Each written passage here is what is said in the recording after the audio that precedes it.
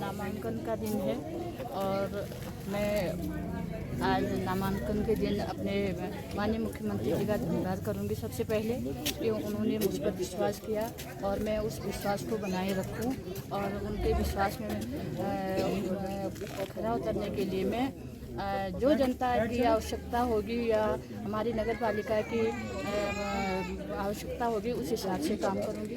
और जिला कांग्रेस कमेटी का धन्यवाद करती हूँ कि उन्होंने मुझे इस लायक समझा और प्रत्याशी बनाया और मैं चंपावत की जनता के लिए जितना मुझसे बन पड़ेगा मैं प्रयास करूंगी। अगर उनका मुझे विश्वास अगर मुझ पर जताएंगे तो मैं पूरा उनके विश्वास पर खरे उतरने का प्रयास करूंगी। सब अब निकाय चुनाव का आज नामांकन का आखिरी दिन था और चंपावत नगर पालिका के आप प्रभारी हैं, तो पिछली बार ये सीट बीजेपी नहीं जीत पाई थी 2018 में, तो इसको कैसे बीजेपी की झोली में डालने का प्रयास होगा?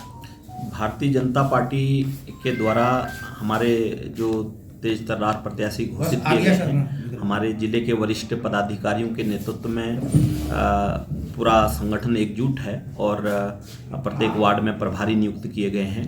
उसके लिए व्यापक व्यूह रचना तैयार की गई है और प्रत्येक वार्ड में कार्यकर्ताओं को जिम्मेदारी दी गई है, बूथों पर जिम्मेदारी दी गई है। बूथों का पुनर्गठन कर जहां पर सक्रिय करने का प्रयास किया गया है और पूरा संगठन एक साथ पूरी ताकत के साथ लगा हुआ है।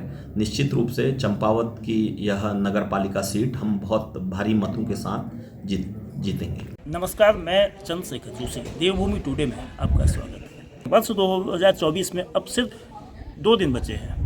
2025 जो नया साल और पहला महीना नगरीय क्षेत्र की सरकार यानी कि शहर की सरकार को बनाएगा।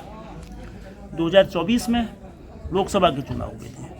9 जून 2024 को नई सरकार ने लगातार तीसरी बार नरेंद्र मोदी के नेतृत्व में शपथ ली थी, लेकिन अब उत्तराखंड में तमाम नगर निकाय, नगर पंचायत से लेकर नगर निगम तक चुनावों की प्रक्रिया आज 30 दिसंबर का दिन है। नामांकन प्रपत्र जमा करने का आखिरी दिन है। अब चंद घंटे बचे हैं और चंपावत जिले की जो तस्वीर है, 4 नगर निकाय इस जिले में है। सभी जगह भारतीय जनता पार्टी और कांग्रेस के प्रत्याशी चुनाव मैदान पर हैं। मुख्यमंत्री पुष्कर सिंह धामी के निर्वाचन क्षेत्र वाला जिला होने की वजह से इन निकाय चुनावों का राजनीतिक महत्व काफ़ी बढ़ जाता है। यद्यपि संख्या की दृष्टि से, मतदाताओं के लिहाज से ये जिला बेहद कम मतदाताओं का है। तकरीबन 33,000 वोटर इस जिले के शहरी क्षेत्रों में है। बंदसा, टनकपुर, लोहाघाट और चंपावत 4 नगर निकाय यहाँ हैं। नगर निकाय के लिए 20 जनवरी को वोट पड़ेंगे, लेकिन कौन प्रत्याशी होगा आज नामांकन के आखिरी दिन ये तय हो जाएगा। मुख्यमंत्री पुष्कर सिंह धामी का निर्वाचन क्षेत्र होने की वजह से चंपावत जिले की चारों नगर निकायों के नतीजे काफ़ी असर डालेंगे। इसका राजनीतिक महत्व होगा। कांग्रेस की स्थिति बेहद कमज़ोर मानी जा रही है। संगठन कांग्रेस का कमज़ोर है। प्रत्याशियों की जो हालत है, चारों प्रत्याशी बेशक कांग्रेस ने खड़े किए हैं, लेकिन उसकी गंभीरता इस बात से पता चलती है कि लोहाघाट में पहले जिस प्रत्याशी को गिरिराज सिंह अधिकारी के नाम की घोषणा की गई थी, उनका नाम लोहाघाट नगरीय क्षेत्र की मतदाता सूची में भी नहीं था। अंततः कांग्रेस को आखिरी वक्त में प्रत्याशी बदलना पड़ा। गिरिराज सिंह अधिकारी के बेटे रंजीत सिंह अधिकारी को टिकट दिया गया। चंपावत में कांग्रेस ने जिलाध्यक्ष पूरन सिंह कठैत की पत्नी नीमा कठैत को उतारा है। चंपावत की सीट महिला आरक्षित सीट है और भाजपा का चेहरा यहाँ पर है। इस सीट पर चंपावत की पूर्व जिला पंचायत अध्यक्ष रही प्रेमा पांडे हैं, दमदार प्रत्याशी हैं और पार्टी का एक संगठन, पार्टी का नेटवर्क और मुख्यमंत्री की विधानसभा होने का लाभ उनको मिल सकता है। टनकपुर सबसे अधिक मतदाताओं वाली नगर निकाय है। सबसे बड़ी नगर पालिका टनकपुर में फिर से निवर्तमान नगर पालिका अध्यक्ष हैं, वो निर्दलीय के रूप में चुनाव जीते थे विपिन कुमार, लेकिन बाद में जीतने के बाद वो भाजपा में शामिल हो गए थे। लोहाघाट में भी जो गोविंद वर्मा निवर्तमान नगर पंचायत अध्यक्ष, नगर पंचायत बाद में नगर पालिका में उच्चीकृत हुई और उन्हीं को, उनकी लोकप्रियता को देखते हुए एक बार फिर उनको टिकट दिया गया।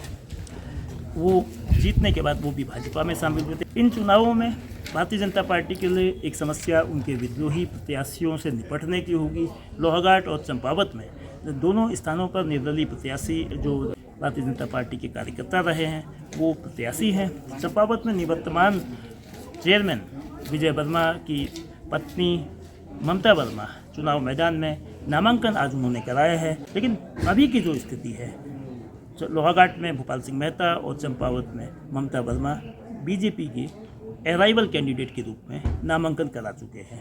इन चुनावों का नतीजा क्या होगा, इन चुनावों में क्या मुद्दे होंगे, राजनीतिक रूप से किसको बढ़त मिलेगी और जनता में किसकी लोकप्रियता है, इन सबको मापने का ये नगरीय क्षेत्र की जो हवा है इसको बताने के लिए ये चुनाव के नतीजे, चुनाव का जो परिणाम है, चुनाव में मिले वोट, इन बातों को बताएंगे कि मुख्यमंत्री पुष्कर सिंह धामी जिनको 95% वोट विधानसभा के उपचुनाव में मिले थे और लोकसभा में भी 5 सीटें उत्तराखंड में जीती थी, लेकिन क्या नगर निकाय के चुनाव में लोकप्रियता की कसौटी, लोकप्रियता का पैमाना वही रहता है या जो सत्तारूढ़ पार्टी है उसकी लोकप्रियता वो बरकरार है या कमी है, ये बताने के लिए इस चुनाव के नतीजे का इंतजार करना पड़ेगा।